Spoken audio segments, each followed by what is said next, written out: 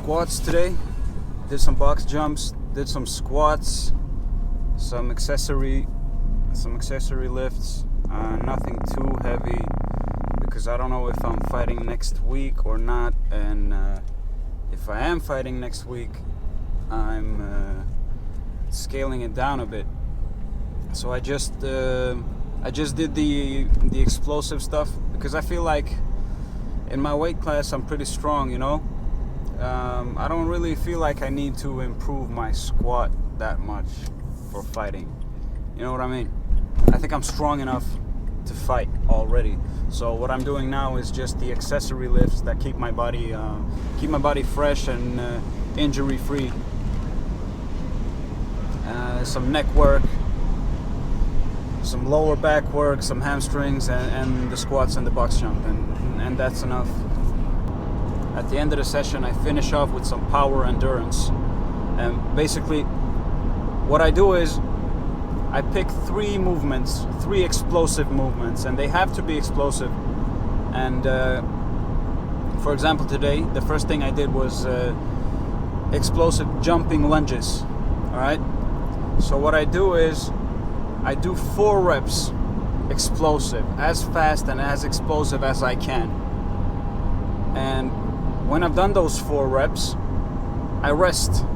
Usually I rest for like 20 seconds or 30 even to make sure I'm fresh for the next 4 reps. So I do 4 reps, then I rest, make sure I'm fresh, and then I do it again. And I do that 10 times. So that means 4 reps, 10 sets, and enough rest in between each set so that I'm fresh all the time. I don't want to be fatigued so that the movement is not explosive anymore, because then I'm just getting myself tired, beating myself up. Now what this does is this makes your explosive power last longer. And I've felt a great improvement in my endurance. It gets your heart rate up.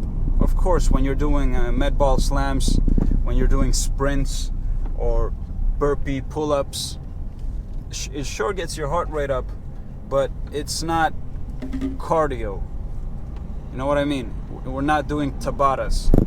We're practicing staying explosive for a long time, so that when you're fighting, for example, when I'm fighting, I don't want to be a world beater in the first round, and then in the second round, all my explosive power is gone. I don't want that. So usually one set takes 5 minutes. So that's being explosive for 5 minutes constantly. You're training your body to be explosive and stay explosive. And then you do that with 2 other. So that's what I did, and it was a good workout. As I said before, I'm keeping it kind of light. I don't know if I'm fighting next week, and usually if I am fighting next week, 1 week before the fight, I'm starting to scale it down. I do like 60-70% of what I've usually been doing, and I'm starting to taper off so that I'm not fatigued, so that my body can recover from the work that I've been putting in, and I get that super compensation. Basically, you rest so that you get stronger. You rest so that you can go Super Saiyan on someone come fight night, you know?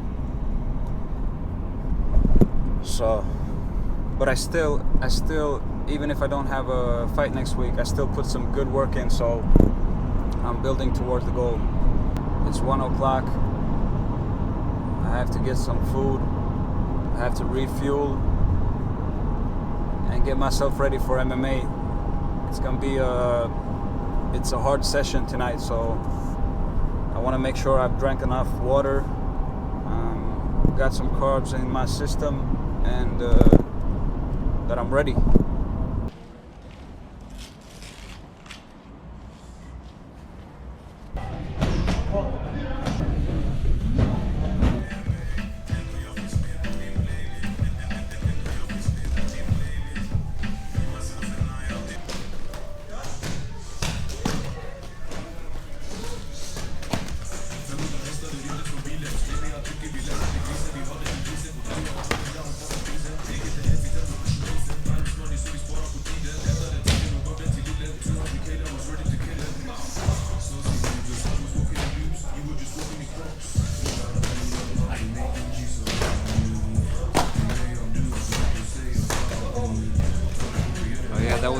session of the day. We did some sparring, some MMA sparring with the small gloves. Some really nice stuff, nice technical sparring, not going too hard. Instead of doing the wrestling session today, we canceled the session. So a bunch of us got together.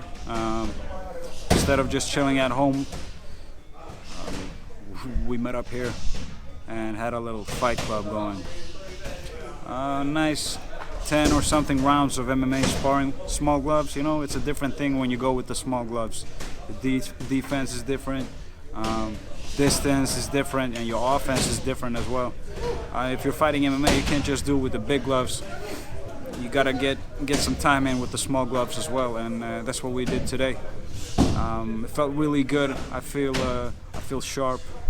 I feel like what I've been drilling and working on has come to play in my sparring as well, and I'm looking forward to fight soon.